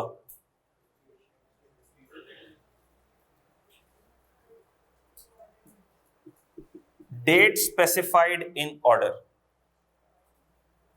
डेट स्पेसिफाइड इन, मिसाल के तौर पर एप्लीकेशन दी, मिसाल के तौर पर application they the change of tax year की, अगस्त में एप्लीकेशन दे दी कि भाई 1 सितंबर से मुझे टैक्स ईयर चेंज करना है, मैं चाहता हूं मेरा टैक्स ईयर 1 सितंबर से शुरू हो। कमिश्नर का अप्रूवल आने में टाइम लग गया, ऑर्डर आने में टाइम लग गया, और ऑर्डर आया 10 सितंबर को। तो 10 सितंबर को जो कमिश्नर का ऑर्डर आया है, उस ऑर्डर में लिखा हुआ होगा कि आपका टैक्स ईयर चेंज हो गया विद इफेक्ट फ्रॉम 1 सितंबर। इसका मतलब कि जो ऑर्डर में डेट लिखी हुई होगी उस डेट से चेंज होगा। या ये कमिश्नर कह सकता है कि आपका टैक्स ईयर चेंज तो होगा लेकिन अगले साल से चेंज होगा, 1 सितंबर 2025 से change. Are you getting this? जो भी डेट ऑर्डर में स्पेसिफाई होगी उस डेट से नया टैक्स ईयर इफेक्टिव हो जाएगा। इसमें कोई परेशानी की बात है नहीं। आखिरी बात, अगर तो इसने रिजेक्ट कर दिया या अप्रूवल जो थी उसको क्या कर दिया, विड्रॉ कर लिया किसी भी रीजन की वजह से, बाद में मिसाल के तौर पर बाद में उसने कंडीशंस कंप्लाई नहीं करी, डॉक्यूमेंट्स सबमिट नहीं करे, उसने अपनी अप्रूवल को क्या कर लिया, विड्रॉ कर लिया। अच्छा सर, अगर ये विड्रॉ कर लेता है या कमिश्नर रिजेक्ट कर देता है तो क्या टैक्स पेयर के पास कोई और इंसाफ का दरवाजा है खटखटाने के लिए? हमने कहा जी, इंसाफ का दरवाजा तो है, लेकिन वो ऐसा नहीं कर सकता कि वो कोर्ट का दरवाजा खटखटा ले। अब वैसे इतने सारे केस फंसे हैं, इतने सारे केसेस वैसे ही चल रहे हैं कोर्ट में, कोर्ट तो वैसे ही मसरूफ है। बात समझ आ रही है? कोर्ट सिर्फ ऑर्डर पे खुलती है, स्पेसिफिक ऑर्डर पर खुल रही है आजकल कोर्ट। खैर, तो कहने का मकसद ये है कि इंसाफ का दरवाजा जुडिशियल अथॉरिटीज का इसमें नहीं खटखटाया जा सकता। तो सर क्या किया जा सकता है? इसमें रिव्यू एप्लीकेशन दी जा सकती है चेयरमैन एफबीआर को। यहां लिख लो,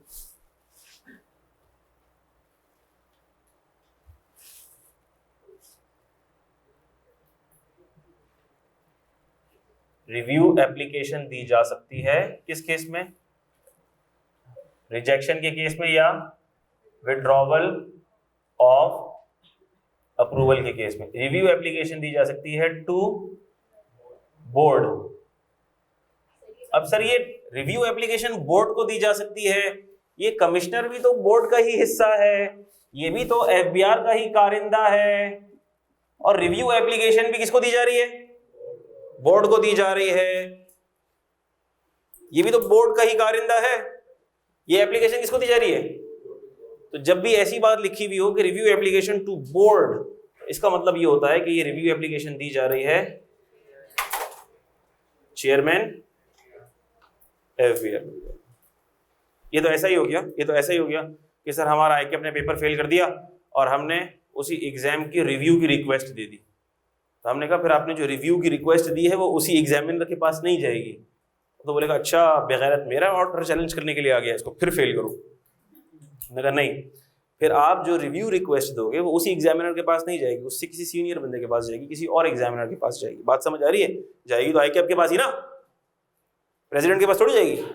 बच्चे ने एप्लीकेशन दी है रिव्यू की। तो हमने कहा इस केस में भी चूंकि ये मैटर एडमिनिस्ट्रेटिव मैटर है, क्यों जा रहा है, क्यों ये किसी इंसाफ का दरवाजा नहीं खटखटा सकता? क्योंकि हम देखेंगे आगे जब जाएंगे कोर्स में, हम देखेंगे कि टैक्स की दुनिया में भी इंसाफ का दरवाजा है, टैक्स की दुनिया में भी road to justice.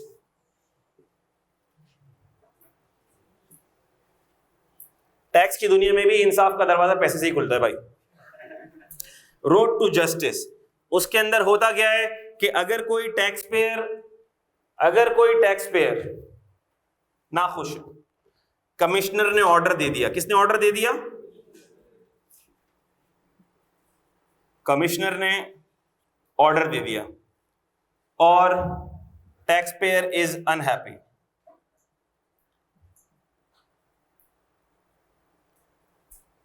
Tax payer unhappy ही होगा क्योंकि कमिश्नर जो ऑर्डर देगा वो टैक्स लगाएगा और टैक्स पेयर की जेब से टैक्स जा रहा होगा, तो आमतौर पर टैक्स पेयर क्या होगा? अनहैप्पी। वो पहले ही बोल रहा था मुझे कायदे आज़म दे दो, मैं आपको हैप्पी कर दूंगा। उसने बोला नहीं, अब उसने ऑर्डर पास कर दिया, tax payer is unhappy. Tax payer is unhappy, दोनों में से जो भी अनहैप्पी है, टैक्स पेयर अनहैप्पी है, तो उसने इंसाफ का दरवाजा खटखटाया और वो चले गया कमिश्नर के पास। अरे सर ये भी कमिश्नर, इससे नाखुश था, फिर कमिश्नर के पास चला गया। हमने कहा ये भी कमिश्नर है, लेकिन ये है कमिश्नर अपील। ये क्या है? ये कमिश्नर अपील है, ये दूसरा वाला कमिश्नर है, ये इंसाफ करने वाला कमिश्नर है भाई। ये दूसरा, इसका डिपार्टमेंट चेंज है, एक ही बिल्डिंग में है, फ्लोर अलग अलग है, रूम अलग अलग है, वो अलग बात है, लंच में साथ बैठते हैं दोनों। कमिश्नर अपील, बात समझ आती है? कमिश्नर अपील ने फैसला दे दिया और वो फैसला दिया कि टैक्स पेयर ठीक कह रहा है। टैक्स पेयर क्या कह रहा है? ठीक कह रहा है। ए कमिश्नर, टैक्स पेयर ठीक कह रहा है, ऑर्डर चेंज कर। अब ये कमिश्नर अनहैप्पी हो गया, उसने कहा मैं तुम्हारे फैसले से सहमत नहीं हूं, लंच मेरे पैसों से कर रहा है और डिसीजन भी मेरे खिलाफ दे रहा है, मैं जा रहा हूं कहीं और। कहां जा रहा तू भाई? संभल के जरा। मैं जा रहा हूं ट्रिब्यूनल में, मैं ठीक हूं, ये टैक्स पेयर गलत। इसने ठीक नहीं किया मेरे साथ, मेरी बात नहीं मान रहा। ट्रिब्यूनल में ये भी इंसाफ का एक दरवाजा है। ठीक हो गई बात? फिर हम ये भी देखते हैं कि एक और फोरम भी कहलाता है, एक और फोरम भी होता है। ट्रिब्यूनल ये लीगल फोरम है, एक और फोरम होता है alternate dispute resolution forum, ADR। वो क्या होता है वो भी आप पढ़ लेंगे। ठीक हो गई बात? अच्छा, फिर ट्रिब्यूनल का डिसीजन आ गया, दोनों मुफाहमत के लिए, मुसालेहत के लिए ADR में भी जा सकते हैं। टैक्स पेयर ADR में जा सकता है, टैक्स पेयर मामला सुलटाने के लिए ADR में जा सकता है। लेकिन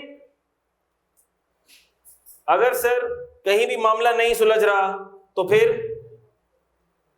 हाई कोर्ट में चला जाएगा। हाई कोर्ट में मैटर कब जाता है? जब ये क्वेश्चन ऑफ लॉ होता है। इसको भी हम आगे देखेंगे, मोटी मोटी बातें ज्यादा जो आपके ऊपर से गुजर रही हैं उसको डिस्काउंट कर दो। हाई कोर्ट में मैटर सिर्फ तब जाता है जब क्या होता है? Question of law, question of facts के ऊपर अदालत में मामला नहीं जाएगा। मिसाल के तौर पर फट्टा इस बात पे चल रहा है कि मेरी इनकम, कमिश्नर कह रहा है तेरी इनकम 2 करोड़ है, टैक्स पेयर कह रहा है मेरी इनकम तो 2 लाख है। कैलकुलेशन का आपने सही कैलकुलेट नहीं किया, आपने सही कैलकुलेट नहीं किया। भाई ये तो फैक्ट का मसला है, ये कोई लॉ का मसला, कोई ऐसा मसला है जो लॉ की इंटरप्रिटेशन का मसला है, उसके लिए तो आप हाई कोर्ट तक जाएगा मैटर, उसके अलावा नहीं जाए। इसका मतलब समझाने का क्या है कि टैक्स पेयर के पास रोड टू जस्टिस मौजूद है, लेकिन क्या ये रोड टू जस्टिस इस केस में एप्लीकेबल होगा? ये रोड टू जस्टिस इस केस में एप्लीकेबल नहीं होगा, क्योंकि लॉ ने दरवाजा बंद कर दिया। लॉ ने बोला ये वाला मैटर है, ये इतना छोटा मैटर है, ये इतना बच्चों वाला मैटर है कि इसके लिए आप इधर नहीं जाओगे, ये एडमिनिस्ट्रेटिव मैटर है और इसका डिसीजन कौन ही ले लेगा? बोर्ड ही ले लेगा। अगर कमिश्नर ने रिजेक्ट कर दिया है तो आपको रिव्यू एप्लीकेशन देनी है तो आप बोर्ड को ही दोगे, इसके बॉस को दे दोगे, चेयरमैन FBR को। ये आगे आएंगे बेटा बातें, अभी तो हमने लॉ पढ़ना शुरू किया, कदम उठाया। कौन सा बेटा? अभी तो मैंने पढ़ा ही नहीं है, ये तो पढ़ूंगा मैं अभी आपने सिर्फ इधर बोर्ड पे देखना। अच्छा ये रिपीट कर दूं? इसमें देखें, बड़ा सिंपल सा पॉइंट है, स्पेशल टैक्स ईयर है, मैंने टैक्स ईयर चेंज कराना है। और टैक्स ईयर चेंज कब कराना है? मैं चाहता हूं कि 1 अक्टूबर से टैक्स ईयर इफेक्टिव हो जाए, टैक्स ईयर चेंज हो जाए। पिछला वाला टैक्स ईयर मेरा कहां खत्म हुआ है? जून 23, ऐसा ही है। और मैं ये चाह रहा हूं कि 1 अक्टूबर 2023 से क्या हो जाए? नया टैक्स ईयर शुरू हो जाए। मैंने इधर कहीं एप्लीकेशन दे दी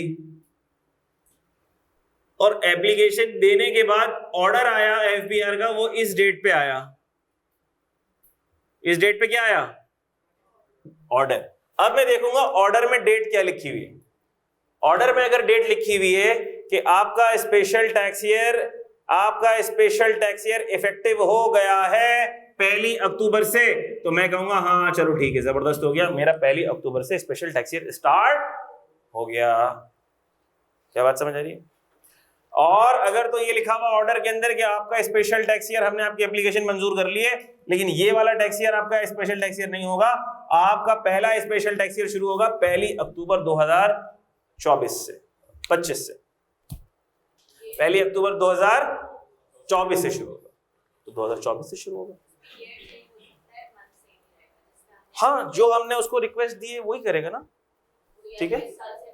हाँ ठीक है, क्या ये बात सबको समझ आ गई? अच्छा भाई आओ इसको पढ़ लेते हैं, ये याद करना है।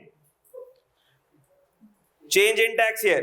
In addition to above, a taxpayer may get permission to adopt special income year subject to fulfillment of following conditions laid down in section 74. That is,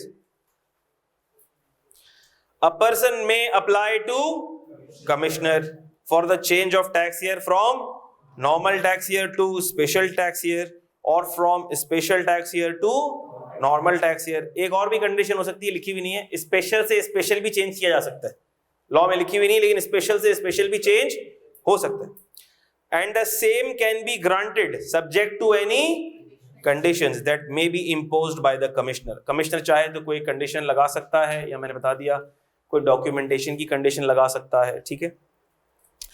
commissioner shall grant permission subject to conditions if any,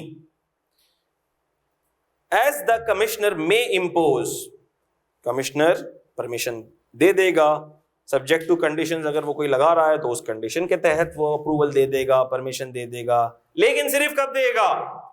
only if the person has shown a compelling need for the change, अगर तो उसने कोई compelling need, genuine जरूरत, genuine need, अशद जरूरत show की। A change of tax year from normal to special और vice versa granted by the commissioner is subject to withdraw, चाहे तो बाद में विड्रॉ भी कर सकता है। if in his opinion, अगर उसको लगे it is no longer feasible, कि अब ये अप्रूवल feasible नहीं है, ये पेरेंट सब्सिडरी पहले तो थी लेकिन अब ये उस कंपनी की सब्सिडरी नहीं रही, जब सब्सिडरी नहीं रही तो चेंज ऑफ टैक्स ईयर भी क्या हो जाएगा? विड्रॉ हो जाएगा। If in his opinion it is no longer feasible, but not unless the person has been provided an opportunity of being heard. क्या दी जाएगी उसको? Opportunity of being heard दी जाएगी। An order of the commissioner for change of tax year, अगर तो commissioner ने tax year change करने के लिए ऑर्डर दे दिया, वो कब से इफेक्टिव होगा? एन ऑर्डर या चेंज ऑफ टैक्स ईयर कब से इफेक्टिव होगा? जो ऑर्डर में कमिश्नर डेट बताएगा उस डेट से इफेक्टिव होगा। Change of an order of the commissioner for change of tax year shall take effect from such date being the first day of a special tax year और normal tax year as the case may be, as may be specified in the order.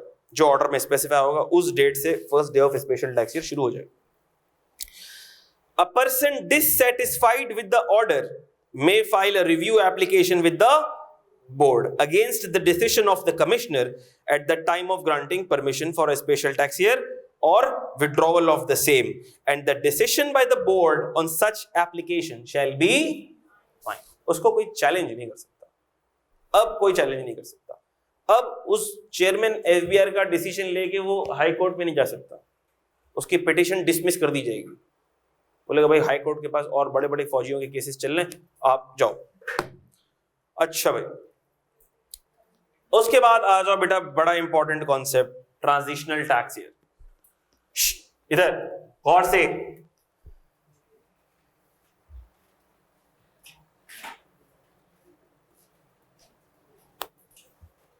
ये वाला tax year कौन सा है? 1 जुलाई 22 से शुरू हो रहा है, 30 जून 23 को खत्म हो रहा है। Normal tax year 2000। 2023, normal tax year 2023।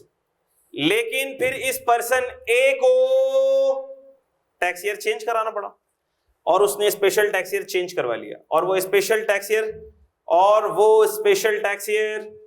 कब से स्टार्ट हो रहा है भाई? 1 अक्टूबर से स्टार्ट हो रहा है। हमने कहा सर नया साल 1 अक्टूबर से शुरू हो गया। अच्छा भाई पुराना साल कब खत्म हुआ? 30 जून में खत्म हो गया। जबरदस्त बात हो गई। तो हमने कहा टैक्स रिटर्न पूरे साल का, इस पूरे साल का टैक्स रिटर्न हमने जमा करा दिया होगा, टैक्स वाले को बता दिया इतनी इनकम, इतने एक्सपेंसेस, ये बना टैक्स, ये लो टैक्स, ये एसेट्स, ये लायबिलिटीज, सारा बता दिया। अगला साल 12 महीनों का स्पेशल टैक्स ईयर, इसके भी 12 महीनों की इनकम एक्सपेंसेस वगैरह हमने सब टैक्स वाले को बता दी, जितनी इनकम थी उसके ऊपर हमने टैक्स दे दिया। क्या कुछ मसला हो गया क्या? हमने कहा सर ये जो बीच का पीरियड है इसकी इनकम पर टैक्स कौन देगा? टैक्स वाला नाराज हो रहा है। टैक्स वाला कह रहा है भाई इस पीरियड की इनकम मुझे कौन बताएगा? ये 1 जुलाई से लेकर 30 सितंबर तक की इनकम मुझे कौन बताएगा? हम क्या करें सर, ये ना इस टैक्स ईयर में फॉल कर रहा है ना अगले टैक्स ईयर में फॉल कर रहा है, हम इसका क्या करें? हमने कहा भाई ये कहलाता है ट्रांजिशनल टैक्स ईयर। ये क्या कहलाता है? Transitional tax year. ये ईयर तो सिर्फ हम इसको मोहब्बत में कहते हैं, कहना चाहिए इसको ट्रांजिशनल टैक्स पीरियड। ईयर तो ऐसे ही कह देते हैं हम इसको, लेकिन ये ईयर कहलाने के लायक नहीं है क्योंकि ये 12 महीनों का नहीं होगा, ये हमेशा 12 महीनों से कम का ही होगा। ये हमेशा 12 महीनों से कम का ही होगा। क्या ये बात आपको समझ आती है? खैर ये सब आपने कॉपी कर लिया तो मैं सब रब करूंगा वरना सब मिक्सअप हो जाएगा। जल्दी रब कर दूं?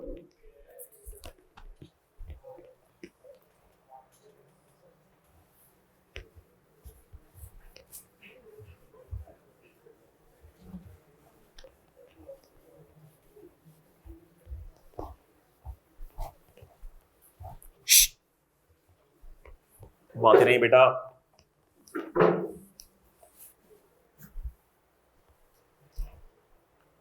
ये देखो भाई, तो हम बात कर रहे हैं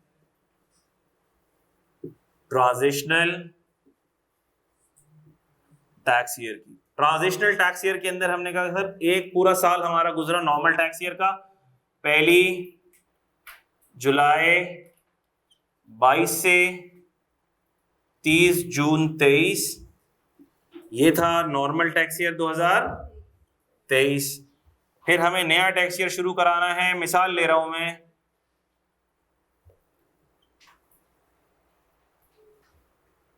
फर्स्ट दिसंबर से जो कि एंड होगा 30 नवंबर 1 दिसंबर 2023 से शुरू होगा और 30 नवंबर 2024 पे खत्म होगा।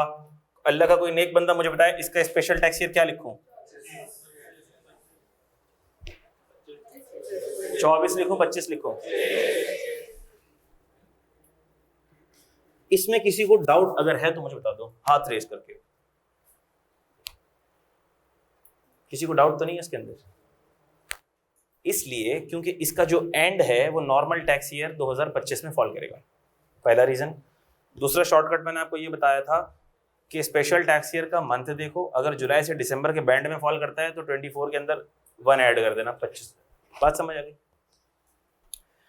इसका मतलब कि सर ये पूरा स्पेशल टैक्स ईयर है, इसका पूरे 12 महीनों का रिटर्न फाइल होगा। ये नॉर्मल टैक्स ईयर है, इसके पूरे 12 महीनों का रिटर्न फाइल होगा। इनकम, एक्सपेंसेस, एसेट्स, लायबिलिटीज का सारा डेटा रिटर्न के अंदर चला जाएगा। ये वाला पीरियड ऐसा रह जाएगा जो यतीम रह जाएगा। इसी पीरियड को हम कहते हैं ट्रांजिशनल टैक्स पीरियड। तो जो इनकम टैक्स का पोर्टल होता है उस इनकम टैक्स के पोर्टल के ऊपर ट्रांजिशनल टैक्स पीरियड का अलग से रिटर्न का ऑप्शन शो होता है। अब अगर किसी को ट्रांजिशनल टैक्स पीरियड का रिटर्न फाइल करना है तो उसको सिलेक्ट करेगा, ट्रांजिशनल टैक्स पीरियड डालेगा और अपने इनकम एक्सपेंसेस को पोर्टल के ऊपर पुट कर देगा, फिल कर देगा और सबमिट भी कर देगा। ठीक हो गई बात? अच्छा, ये जो ट्रांजिशनल टैक्स पीरियड है ये कब से कब तक हुआ जरा देखना। 1 जुलाई 2023 से कब तक हुआ? 30th 2023। ये है ट्रांजिशनल टैक्स पीरियड। क्या है ये? Transitional tax year. इस ट्रांजिशनल टैक्स ईयर को क्या नाम दूं? अगर ट्रांजिशनल टैक्स ईयर को नाम देने का भी बिल्कुल वही उसूल है जो स्पेशल टैक्स ईयर को नाम देने के लिए उसूल है। क्या हम ये देखेंगे कि इसका जो एंड है वो किस नॉर्मल टैक्स ईयर में फॉल कर रहा है। इसका जो एंड है वो 1 जुलाई 23 से जो शुरू हो रहा और 30 जून 2024 पे जो नॉर्मल टैक्स ईयर 2024 खत्म हो रहा, इसका एंड उस नॉर्मल टैक्स ईयर में फॉल कर रहा है। जरा देख लो, ऐसा ही है। तो हमने कहा कि इसको नाम क्या देंगे? Transitional tax year 2024। इस पर फाइनेंस एक्ट कौन सा अप्लाई होगा? इस पर फाइनेंस एक्ट 2023 अप्लाई होगा, जो कि आया होगा इधर कहीं जून में आया होगा, उसी का रेट इस पर अप्लाई होगा। क्या ये बात आपको समझ आती है? सेम उसूल। और इसके लिए भी शॉर्टकट वही रहेगा, शॉर्टकट भी वही रहेगा। क्या रहेगा? ये देखो कि ट्रांजिशनल टैक्स ईयर एंड जिस महीने में हो रहा है, अगर वो जुलाई से दिसंबर में फॉल कर रहा है तो इस कैलेंडर ईयर के साथ प्लस क्या कर दो? 1। पढ़ लेते हैं, आ जाओ। ट्रांजिशनल टैक्स ईयर, सब मेरे साथ है बेटा। Where the tax year of a person changes, जो ऊपर चेंज हो रहा था वो चेंज हो गया as a result of an order by the Commissioner of Income Tax, either from normal tax year to special tax year or vice versa. The period, इसको गौर से पढ़ेंगे, इसको गौर से देखेंगे, इसको गौर से पढ़ेंगे। The period between the end of last tax year, मैं पढ़ता जा रहा हूं और आपको बोर्ड के ऊपर दिखाता भी जा रहा हूं, जरा बोर्ड पर मेरे साथ साथ रहेंगे। The period between, ये वाला period between, किस किस के between, आओ देखते हैं। End of last tax year prior to change, prior to change कौन सा वाला टैक्स ईयर है? प्रायर टू चेंज कौन सा लास्ट फुल टैक्स ईयर है? तो हमने कहा the period between the end of last tax year prior to change and इन दो के दरमियान, पहले इस डेट को हमने एक्सप्लेन किया, हमने कहा इन दो डेटों के दरमियान, इस डेट को हमने एक्सप्लेन किया। क्या एक्सप्लेन किया? End of last tax year prior to change. ये क्या है? End of last tax year prior to change. और दूसरी डेट क्या है? देखो जरा, ये वो डेट है on which changed tax year commences. ये वो डेट है जिस पे नया टैक्स ईयर कमेंस हुआ, और ये वो डेट है जिस पर पुराना टैक्स ईयर क्या हुआ? एंड हुआ। इन दो के दरमियान का जो पीरियड है वो क्या कहलाएगा? Transitional tax year. तो अब अगर किसी ने ये समझ लिया तो वो इसको याद करने की जरूरत नहीं पड़ेगी, और ना समझा तो याद करना पड़ेगा, जो कि याद कभी नहीं रहेगा। फिर से रिपीट करता हूं। The period between the end of last tax year prior to change and the date on which the changed tax year commences shall be treated as transitional tax year.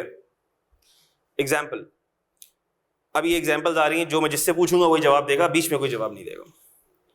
The normal tax year of ABC Limited was the period from 1st July 17 to 30 June 18. On application by ABC Limited, Commissioner granted approval to adopt special tax year of 30th September each year. The period from 1st July to 30th September will be treated as transitional tax year. ये तो example थी, खैर जो मैं पूछने वाला हूँ वो डब्बे में लिखा हुआ है। Determine the tax year in respect of each accounting period mentioned below. पहला, 1 सितंबर 2017 से 31 अगस्त 2018। बेटा आप बता दें, टैक्स ईयर बता दें। ए का टैक्स ईयर आप बता दें बेटा जी। जो भी टैक्स ईयर है, नॉर्मल है तो नॉर्मल, स्पेशल है तो स्पेशल। ये भी बताएं कि नॉर्मल है या स्पेशल है। ये अच्छा आपने सवाल कर लिया जी बेटा। स्पेशल टैक्स ईयर 2018, क्या आप इत्तेफाक करती हैं इससे? इख्तिलाफ हो गया, आप बता दो बेटा।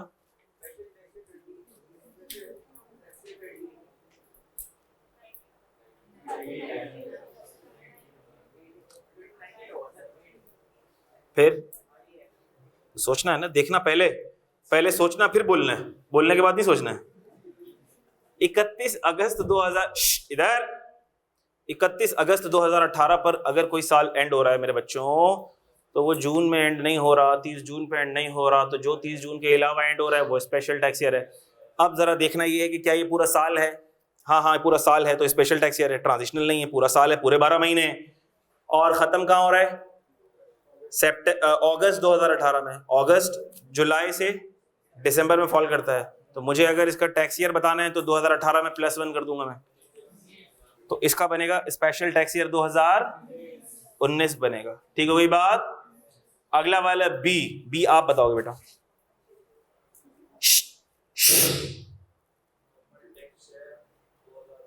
नॉर्मल टैक्स ईयर 2019 क्या है बेटा, आप बता दो। Special tax year 2019। अच्छा, काफी सारे स्टूडेंट ये कहते हैं कि सर आपने हमसे क्यों नहीं पूछा, हमें तो आता है, और आपने जिससे पूछा उसको नहीं आता होता। अक्सर ऐसा होता है। ऐसा हिट रेट 75 से 80% रहता है मेरा, जिससे पूछता हूं उसको नहीं आता होता। सर ये ऐसा कैसे हो जाता है? इतने साल से पढ़ा रहे हैं, अल्लाह पाक टीचर को एक विजिबिलिटी दे देते हैं, फेशियल एक्सप्रेशंस, या अगर कोई इधर उधर सोच रहा है, सोच में भी गुम होता है ना कोई, तो पता लग जाता है कि किसी सोच में गुम है और इसका जो माइंड है वो एब्सेंट है। आप यकीन करें 99% टाइम्स ऐसा होगा, मैं पूछूंगा सब समझ आ गया, कोई भी सवाल नहीं करेगा, जी सर, यस सर, सब। बाद में जब वही एडजस्टमेंट आएगी, गलत, पूछो, गलत। आपको 100% एक्यूरेसी के साथ पढ़नी चीजें। सीए है ये, सीए, प्रेजेंस ऑफ माइंड ऐसा हो कि बस जब समझ रहे हैं तो सिर्फ समझ रहे हैं, फिर दुनिया की कोई चीज हमारे दिमाग में ना आए, सब चीज भुला के बैठो क्लास में। Presence of mind, presence of mind, presence of mind. ठीक हो गई बात। गौर से देखना है, गौर से सुनना है। और आप यकीन करो आईकैप के एग्जाम्स के अंदर चीजें स्ट्रेट फॉरवर्ड नहीं आती। ये पीआरसी नहीं है, आपको बहुत अच्छे से पता लग जाएगा। ये पीआरसी नहीं है। सीधी स्ट्रेट फॉरवर्ड चीज भी घुमा के कैसे लानी है वो आती है आईकैप के पेपर में। जब आप पास्ट एग्जाम पेपर्स करोगे आपको खुद समझ आ जाएगा।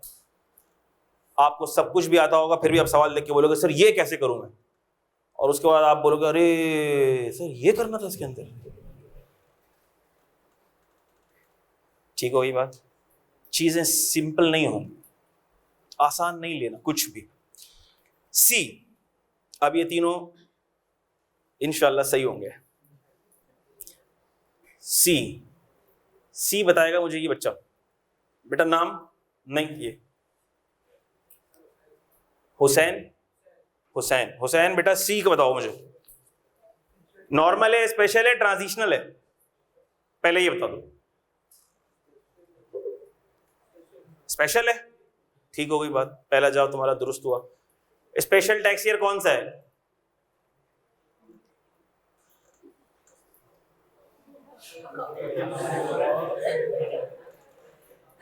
तुम बताओ बेटा, आयान नाम है ना तुम्हारा, आयान बताओ। Special tax year 2019। क्यों भाई 18 क्यों है?